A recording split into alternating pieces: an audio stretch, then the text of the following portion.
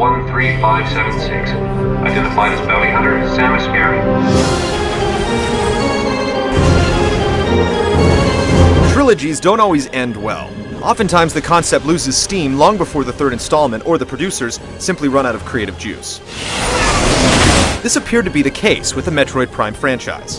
While the first was a groundbreaking achievement, the second lacked the spark that separates elite games from the good ones. Metroid Prime 3 Corruption is finally here, but does it continue the downward slope or ascend?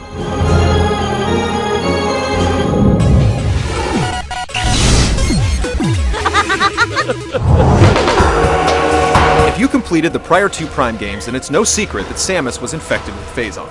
This is what Metroid Prime 3 is all about. At the game's outset, there's a setup involving several supercomputers that have been infected with the virus, and it's up to Samus to provide the cure. But this is really just a superficial front, as the crux of the prose is really about Samus' struggle to control the Phazon running through her veins. Prime 3 includes a ton of voice acting and plenty of cinemas, certainly giving it a more commercial appeal. Damn! They're targeting the planetary defense system. At the same time, these elements don't completely invade the experience and rip away the feeling of desolation that has always pervaded the series.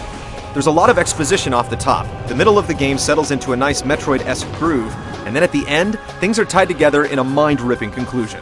While the bump in production values is nice, a lot of the dialogue is rather trite. There are a few slight twists and turns, but for the most part, the story is typical Metroid fare. You'll get a much more meaningful experience out of scanning and reading logs than watching the movies.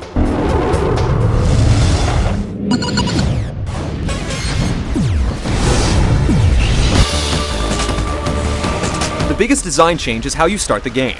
Instead of Samus losing all her powers, she's adequately equipped out of the gate. But that doesn't mean that she doesn't finish the game with a plethora of upgrades. Nothing could be farther from the truth. We don't want to ruin anything, but suffice to say that all of her classic abilities, and some brand new ones, are front and center and executed flawlessly. In prior Prime games, Samus would end up collecting a number of different beam types. Here, they all basically function the same, minus a color swap and the ability to open new areas for passage. To remedy this, an old standby, the Ice Beam, has been converted to a missile attack. Once you've collected a new beam, it inherits all the abilities of the prior beams, and therefore there's no need or ability to go back to the older armaments. Corruption is a much more neatly arranged package than the prior two games. Instead of there being one huge, confusing world, there's a handful of planets that the bounty hunter has to visit along her quest. The areas on each planet are much more compact and much easier to understand, especially when you're looking at the wireframe map. Samus' ship is used to get from planet to planet with multiple landing points on each one, and a number of other things. More on that later. Backtracking was something that received a good deal of criticism in Prime 2, and to a lesser extent, in the first game. It's definitely present in Corruption, and it wouldn't be a Metroid game without it, but with succinct levels and maps, it struck a near-perfect balance. Where objectives are concerned, they run the gamut, from investigating energy spikes, defeating certain enemies, defending allies, and more. Make sure enough of them make it safely through this area. There's a checkpoint system that's used, allowing you to continue your game from the last significant event instead of starting from the last save point, which helps curb the frustration. The game moves at a breakneck pace the majority of the time, but then at the end, you're forced to go on a pointless scavenger hunt that grinds things to a halt. It's a shame because the 4 or 5 hours leading up to this are some of the greatest moments in gaming ever burned onto a disc. There's little doubt that Metroid Prime 3 has been designed to make it more approachable for the average player. The backtracking has been streamlined, mission objectives are clear, upgrades to weapons and power-ups come at a fast and furious pace, and it's all the better for it. Clocking in at a good 20 hours of playtime, it gives you plenty of value for your money as well.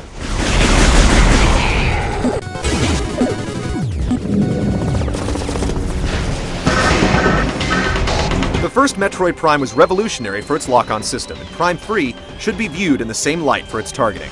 All the promise of sublime first-person controls on the Wii come to fruition here, and simply put, it proves that there's no better control option on any console. You can still lock on to enemies, but you can also fine-tune your aim.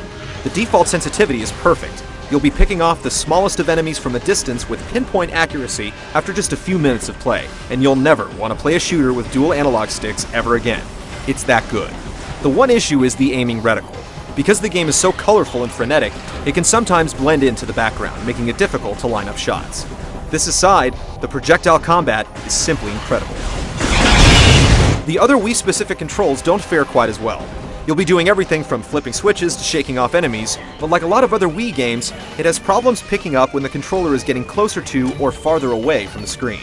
It can be annoying, but thankfully, it's not a huge part of the gameplay, and you're never under duress when you're trying to make it work. It wouldn't be a Metroid game without the Morph Ball, and Corruption gives you just enough of Samus's spherical form without going overboard.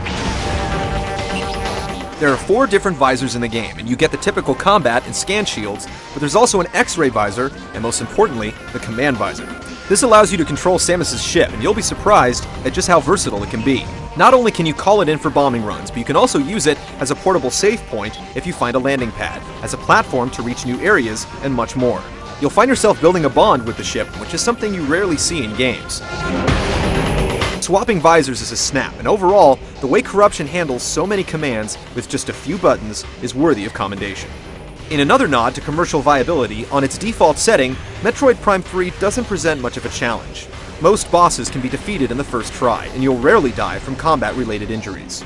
This is because of the brand new Hyper Mode. By holding down the plus button, you can send Phazon coursing through Samus's body, sending her into a vicious rage. The game's most feared enemies can be decimated with just a few blasts, and it quickly becomes a crutch to lean on anytime the chips are down. Quibbling issues aside, playing Metroid Prime 3 can be a near-religious experience. This is one of those games where everything comes together and just clicks. The learning curve is slight, the targeting is razor-sharp, and the action is practically non-stop.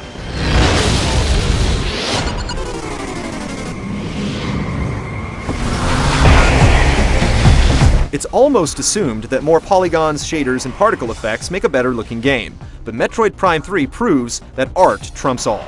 Easily the most visually impressive Wii game, it can hold its own against any title on any other platform. It runs like greased lightning, never pausing or stuttering, despite whipping the poor little Wii's processor into a tizzy. Not to say it's not technically impressive though, it's pushing loads of geometry, all while displaying incredible particles, transparencies, bloom, and much more. It's one of those games that looks better and better the farther you go, motivating you to turn the next corner to view the next breathtaking vista. After a couple hours with Corruption, Nintendo's theory of gameplay over graphics will start to make a whole lot of sense. The original Metroid Prime is one of the highest rated games in existence, but Metroid Prime 3 Corruption is easily superior. It's far less frustrating and more action-packed, while managing to redefine console shooting controls in the process. Hardcore Metroid purists may cry foul, but for everyone else, this is the Metroid we've been waiting for, with literally dozens of set-piece moments that will grip you up, shake you around, and leave you begging for more.